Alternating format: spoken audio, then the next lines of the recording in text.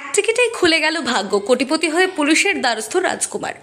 বাজার করে বাড়ি ফেরার পথে মনে হলো একটি টিকিট কেটে নিয়ে বাড়ি যাই, কিন্তু রাতারাতির মধ্যে সেই টিকিটে খুলে দেবে ভাগ্য, তার স্বপ্নেও কল্পনা করতে পারেনি কুলতলির দেউল বাড়ির বাসিন্দা রাজকুমার সর্দার। কুলতলির বাসিন্দা রাজকুমার জামতলা বাসস্ট্যান্ড এলাকায় বাজার করে বাড়ি ফেরার পথে দেবপ্রসাদ হালদার নামে একটি টিকিট বিক্রেতার কাছ থেকে 200 টাকার টিকিট কিনে বাড়ি আসে। আমাদের জামতলায় প্রথম ফার্স্ট 1 কোটি টাকা। কোথা থেকে আপনারা টিকিট আনেন এবং কিভাবে ইয়ে করেন একটু যদি বলেন। শিয়ালদা থেকে, শিয়ালদা এজলাল ডিস্ট্রিবিউটার থেকে টিকিটটা আছে আমাদের বকুলতলা নতুনহাট সাবসবি এসকে লটারি, ওখান থেকে মালটা সাপ্লাই হয় কুলতলি জামতলা দেবপ্রসাদ হালদার, ওর হাত দিয়ে 1 কোটি টাকাটা প্রথম পুরস্কার উঠেছে। ভীষণ আনন্দিত, ভীষণ খুশি। এরপর সকালে যখন সেই টিকিটের ফলাফল মোবাইলে দেখে, তখনই চক্ষু চড়গাছ হয়ে যায় রাজকুমারের। দেখে এক রাতের মধ্যে তিনি কোটিপতি হয়ে গিয়েছেন।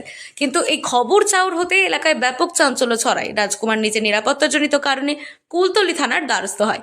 কুলতলি থানার পুলিশ রাজকুমারের আবেদনে সাড়া দিয়ে রাজকুমারকে নিরাপত্তা দিতে কুলতলি থানাতে রাজকুমারকে নিয়ে আসা হয়। অন্যদিকে যে টিকিট বিক্রেতা টিকিটটি বিক্রি করেছে, সেই টিকিট বিক্রেতার কাছে সকাল থেকে ক্রেতাদের ভিড় উপচে পড়ছে। কি নাম আপনার?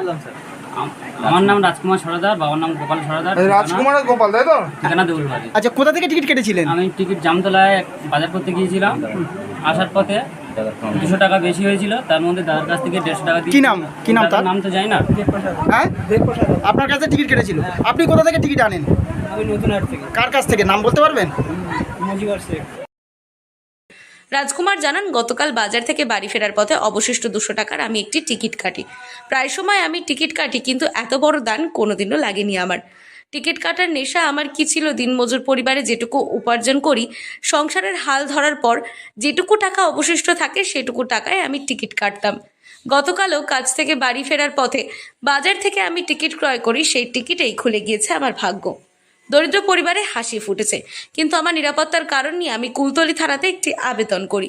সেই আবেদনে কুলতলি থানার পুলিশ আমাকে তাদের সঙ্গে যেতে বলে এবং যতক্ষণ না পর্যন্ত আমি আমার টিকিটটি ভাঙিয়ে আমার যে টাকা না পাচ্ছি, ততক্ষণ পর্যন্ত নিরাপত্তার কারণে থানায় রয়েছে।